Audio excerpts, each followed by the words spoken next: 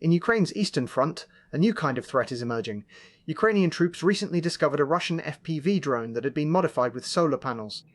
This drone can hide quietly near roads or front lines, charging its batteries under the sun.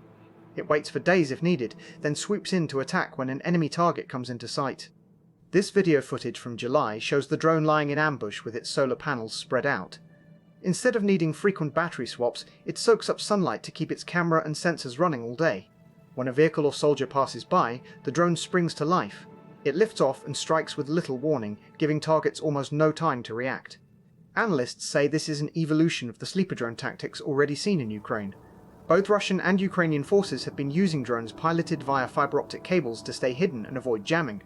These drones can hibernate in the field for hours or days. The solar upgrade pushes this idea further, extending the drone's lurking time even more without any radio signals to tip off its presence. Just 2 weeks after the first published sighting, new images indicate that Russian troops are already refining the design. The latest version has a smaller solar panel and custom landing legs to perch on rough terrain. The rapid iteration suggests the concept works. It appears that the Russian military is investing in these silent, patient weapons, likely after seeing some success with early models.